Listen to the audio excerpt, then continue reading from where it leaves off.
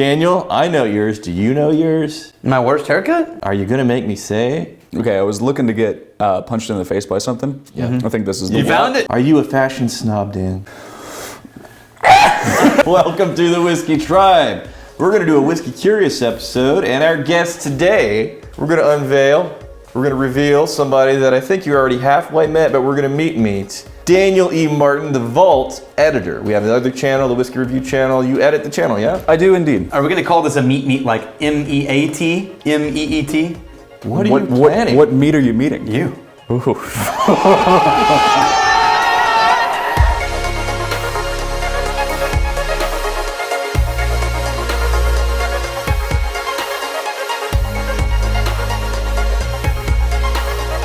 You put a post on Facebook, and what was the question you asked? Yes, the Whiskey Tribe's most hardcore whiskeys. What is the most hardcore whiskey you personally have ever tried? And we're gonna foist upon Dan these hardcore whiskeys. Now, why are we doing that, Dan? Why are we giving you hardcore whiskeys? I know what whiskey tastes like, but I'm not very experienced in it. I like to think of myself as a adventurous eater, so why not try some of the more extreme things, right? Most categories, I don't think you've tried. Maybe dabbled in you've tried a few bourbons maybe. Irish, I think your budget Irish is maybe your go-to. Right. Well, I'm a cheap bastard first of all, so I haven't gone really high up on the scale of goodness. Yeah. I haven't tried much rye actually. Okay. I haven't tried the more extreme peat stuff. Bourbon is honestly probably my least favorite. I'm gonna give you some tips out of the gate, and then I'll ask some questions about differences, right? But the first thing is you're gonna wanna smell each of these before you drink it, but keep in mind, the bastards chose a lot of high proof alcohol in this, and so going straight into the glass with 60% alcohol is gonna be a bit of a punch in the nose. Starting with your right, number 7 on the list from the tribe is Elijah Craig Barrel Proof, a bourbon that's 62% alcohol. Now when you smell it, bring it gently up to your nose, and stop smelling when it gets really harsh, and back off slightly. Keep your mouth open and inhale through your mouth and nose at the same time. You'll get the fumes will bypass you a little bit better, and that's gonna be important for this one. Is there anything that's jumping out at you as recognizable? Dark fruit. What kind of dark fruit? More of like a plum. Raisin? I'm thinking something fleshy and something that you'd use more to bake. All right, now go ahead and this one, take your first sip, sip it about like you would really hot coffee, and then just swallow it, don't swish it around or anything. Oh, this is good. This is really good. And you're gonna feel that one kind of punch. Yeah. Once again, go with first gut instinct impressions. Don't overthink it, just what pops into your head. Oof. Alcohol. Yeah, that's about right, 62%. Now, most people, whenever they're getting into whiskey and they want to start exploring the higher proofs, that is the most common barrier to entry between somebody that has little experience to being able to pick out those flavors. But once you're able to have been around the block with several high proof whiskeys, then ideally you're going to start to be able to pull out some flavors. But beyond the alcohol, is there anything else you're picking out right now? So first things, again, spice. More like baking spice. Okay, nice. If there's a sweetness, what kind of sweetness is it? It's not like white sugar. It's not like candy sugar. Is it like baking brown sugar, maybe? Maybe more cinnamon, I guess. Okay. This episode brought to you by the Wizard of Ads Partners. These are marketing professionals with various areas of expertise. You can go to wizardofads.com to get free articles and advice, and even some whiskey marketing articles there, and try and find a partner that's going to be a good fit for you. The next one we're going to do is Booker's. This is the 6-year, 3-month, 14-day. This is Kathleen's batch of Booker's, ringing in at 63.7. Ooh, we went even up a little hotter. bit. This is a Beam product, as in Jim Beam. And the Whiskey Tribe, the best whiskey you like to drink is something that's smart and good that people like. Hold on a second. What is there? What's their thing here? All right. Yeah, and so in the Whiskey Tribe, the best whiskey is whiskey you like to drink the way you like to drink it. Live in that one for a little while, and I'm going to ask you a question, Dan, because around here you are known as Fancy Dan. Yeah. Fancy Dan. Yeah. Now, when it comes to the fashionista world, pull back the veil, Dan. If you were to go on a date and somebody was wearing an article of clothing that would have caused you to immediately stand up and walk out on them, what would that be? Are you a fashion snob, Dan? No, I wouldn't say that. But I mean, if you're going out on a first date, you gotta at least try, right? Rex has only been on one first date. What was the first thing you said to your wife, by the way? Wait, it wasn't a date, though. It wasn't a date. It's just the first time we ever met. We met in the airport, and Oh, Lord. my first words I ever said to her were, Did you know there's a Hooters plane?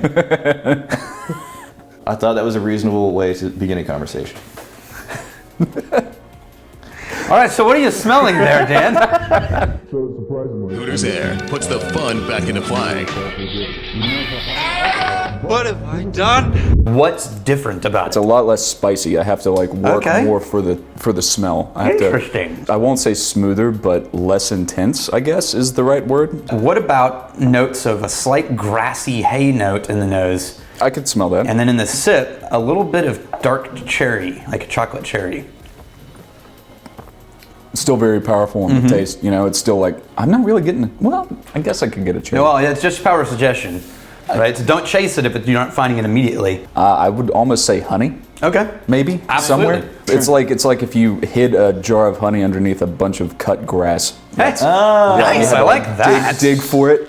And So, what is it about bourbon as a category that before you haven't really liked? I don't know the terminology for it, but I would always associate it with a vomit taste. Have you tasted that note in either of these? No. Okay, so Typically even doing neat pours though, or are you doing cocktails, or are you doing... Well, since probably shots. Since I've started working, no, actually, since I've started Really? working here, then I've tried to like, you know, Actually taste dabble, it. you know? Yeah. I used to like, you know, One Rock in Shackleton, for instance. Sure. But what I'm tasting more in, like, let's say Jack Daniels or Jameson or something like that is an actual, like, vomit flavor. My question is, were you drinking so much that perhaps you vomited in your mouth? At one point or another. Think you're enjoying? All right, so let's cap that one and move on to the next one. And for the next one, I'm just going to say, What is it? saddle up. Oh, is it the... This is the Brimstone. This is from Balcones and Waco. Right. This is a corn whiskey, blue corn whiskey, smoked with Texas scrub oak. That's not what's in that bottle. That bottle contains anger and hatred. Okay, well, the smell is nice. Give it a sip and see what you think. Oh, this is nicer than I remember. Yeah, I think it's evolved. That's like burnt caramel. Yeah, no, I was looking for the age statement because they're always really good about this. So he put aged at least 1 day in oak. But look at that. That's a zero statement right there. Yeah. So what do you taste in this thing? candied bacon. Candied bacon. I taste all like right. the weird part about this one compared to these two, because what is this considered as far as? It's corn whiskey, smoked corn whiskey. So not a bourbon, Yeah. but still kind of. No, I mean, This it is could a be if they did it in Fairly new oak. unique bottling here. There's not a lot of people doing corn whiskey one. And by the way, even fewer people doing a smoked corn whiskey. in the meantime, let's move on Yes. to your next glass, which is brought to you by the cult of Ardbeg, Ardbeg 10. Is there anything that I need to know before I open this glass? This is an Islay Scotch, so we just switched from American whiskey to Yep. Scotch whiskey. Okay. This may not be a hard transition for No, you. you may love this. Now, what do you smell that's different in this than the Brimstone, since they're both smoky? If the last one was going to be like a barbecue fire, this is like a fire that you would build off of trash from the beach. But like in a good way, you know? Like, Yeah. The color difference in that. First of all, first impressions, what do you got? This isn't true, but it's what my mind jumped to. It's more sour. Oh, yeah, the malt. Versus the corn. Malty funk maybe? It's not like comically like, you know, gummy worm sour. It's No, like- no, no. It sounds like, and it tastes like the same thing. It sounds like Ardbeg. It's Yes. like a pirate's whiskey, right? Ardbeg. That's what I always say when I'm doing the tour of whiskey to people who've never had it before. I always say, if you're drinking a whiskey that tastes like the name sounds, you're probably drinking Islay Scotch. Like Yeah. no one says, oh, I think I'll have a wee nip of something to go down to bed with. I'll have Lafroig. Yeah. It tastes like the Iron Islands, and it's pretty good. I'm going to ask Daniel too, because I know it's going to make him uncomfortable. No, I'll start with Dan. Childhood celebrity crush, who do you got? Young Tyra Banks. Okay. Oh, yeah. Yeah, that's Okay. a good one. Yeah. Who do you got, Dan? Or Daniel? This is confusing. Everybody's named George. The princess in Neverending Story. Really? Oh, she was, yeah, you were young. You weren't even, I mean, that movie came out when you were not old enough to watch it. Okay. Well, I mean, no, I didn't watch it when it came out. I watched it probably in like 2nd, 3rd grade. But I was like, oh, shit. No, I've lost interest. What's the name? Do we have Octomore next? Yes! Okay. The single most peated whiskey by ppm Yeah. What is in Scottish whiskey. That's the most smoked whiskey in peat? Scotland. It's peat parts per peat million. per million or something. Yeah, peat parts per million. Beats PPM. per minute.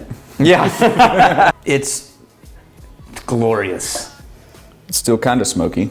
Kind of smoky. Oh, I mean, Taste it. I'm just. This is fun for us. Here's the thing: the reason why we do this show, and the reason why we really like to bring in people who are fresh. Oh, wait, reaction. Okay.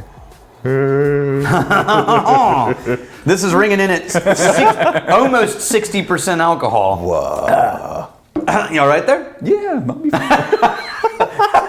You just restarted puberty? I will say, okay, out of the lineup so far, this is the one that is the most, the one that I would apply like a hot pepper kind of thing to, like a challenge. You taste this. Yeah. Taste Okay, so we're gonna move on to another classically understood to be just this most, sometimes been described as things like making love to a cigar-smoking walrus. Lafroig, and we're going with Lafroig 10. I've heard the legends. I've heard the fables. This is going to be kind of a stretch here. Be creative. But whenever you go to a seaside town and you just kind of have that aroma, yeah, it's not smoky, it's not offensive, it's just kind of like a Briny. general brine. Yeah. Sea salt air. Yeah. Yeah. I forgot I grabbed you the cask strength version, which is glorious. All right. And it's 58.6% alcohol. All right. Ooh. Yeah. I see what you're talking about with the mermaid's bathwater. It's salty, Yeah. but seductive. Okay, so a lot of people will think there's like almost a smoked meat quality. You know, I was actually going to say I don't taste meat as much as I do like an apple. Oh, yeah. Maybe reach out for like a honeyed apricot. Ooh, okay. Or have you ever had the date? Yeah, sure. Not like gone on a date. Eaten a date. Yeah, but that honeyed apricot, dried apricots. So my mom has been hawking her fig tree preserves on me for about a year now, so hang on. Yeah, if you salted a fig. We've got the bourbon that Rex and I continue to describe as the one that takes us to the woodshed, otherwise known as Stag Junior. Stag Junior. This is ringing in at 66% alcohol, That's a hate crime. which makes it 132 proof. That's a violent act. Yeah. It's really hard to I was do actually going to ask if there's a ceiling to the alcohol limit that whiskey can have. that. Yeah. You can't distill it above 160, and you can't put it in a barrel above 125. But as in America, when it's really hot, alcohol will evaporate before, or water will evaporate before alcohol. So it can raise. Raising the proof over time. So that's a bourbon. Going back to your early ones, I'm gonna see if you find that sickly note that you were talking about when bourbons you didn't like before.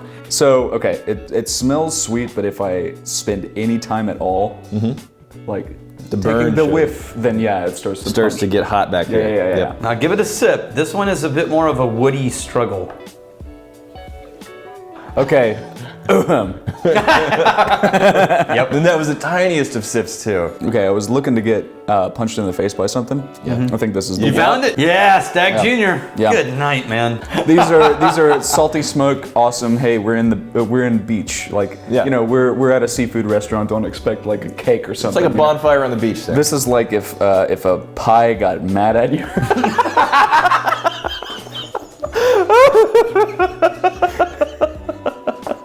Yeah, no, this tastes like somebody poisoned your desserts. For real. Like this is the last meal that you eat. If a pie got mad at you. I've never experienced like how far whiskey can go. I'm not a fan, but surprisingly, I don't get a vomit note. The last one. This was a thing we threw in there because we were doing a Whiskey Vault episode of which Dan is the Today. editor. This is an independent bottling from a German shop. Now, independent bottling cool, right? basically means they didn't make it in Germany. They bought this, they sourced this from an Islay Scotch. It's an Islay Scotch, Okay. and it's called A Dream of Scotland. It's a sherry cask Islay. They don't say what Islay distillery did Nope. this though. Right? First thing you smell is almost chemical. Yeah. Not like in a bad way. It's not like a bleach or something, you know, but it's like Just the winds. this might be okay. So we the last two are the ones that like just really socked me. Last question, what was the worst haircut you ever had? Ooh, I went to this one place called Great Haircuts with an exclamation point. So they were really trying to sell it. Yeah, because, I'm a cheap bastard. Get the sides, get the back, short, long on the top, Yeah. as 2015, 2017 was, Sure. This is only 3 years by it kept climbing as the guy was like cutting, so eventually I ended up with like the a faux hawk? extreme faux hawk. Daniel, I know yours. Do you know yours? My worst haircut? Yes. No. Are you gonna make me say frosted tips? That wasn't the worst haircut. That was amazing. I'm gonna show you a picture. Wait, you had frosted tips? No, I had frosted tips because my hair was bleached and then grew out. Yeah. I found a box of photos Frosty's tips. from when I was on the road, and here's an example. Jesus Christ, that's Jason Bourne. From the last episode, people are voting on who won the super fight between Daniel's hypnotized battle cat that I control No and contest. his incapacitated mermaid that I kicked in the head with my stiletto heels, or were people so delusional that they decided that my supreme prototypical arch cat lady and her swarm of loyal cats With 138 votes, Daniel won. Cat owners are slaves to their pets. I should know, being such a slave. Now that's the opinion of weak-minded people. Who would let your pet dominate you? What's wrong with you? With 95 votes, Daniel wins with the battle cat mermaid with the holy hand grenade. She just needs to remember to only count to 3, no more, no less. No more, no less. John Verstraight. I'm married to a crazy cat lady. They aren't that powerful. Daniel wins. Rex, you are confusing the cat lady with the cat woman. We need to see Rex's conversation with his wife on air. Cats always eat the cat lady in the end. Daniel wins. Yes. Dan, this is how we're gonna go out. You asked to be spanked, and I shall spank you, even with socially responsible distancing. Put all of those whiskeys in one glass. Bring it on. Just a dash of each. Dash, like- you say? Yeah. He says dash, I say dose. That's a douche. A what? It's between a dash and a dose. Yeah, there you go, you got that. The most hardcore finishing shot. Fancy Dan, thank you for showing up on Whiskey Curious. Yeah. Cheers, you magnificent bastards.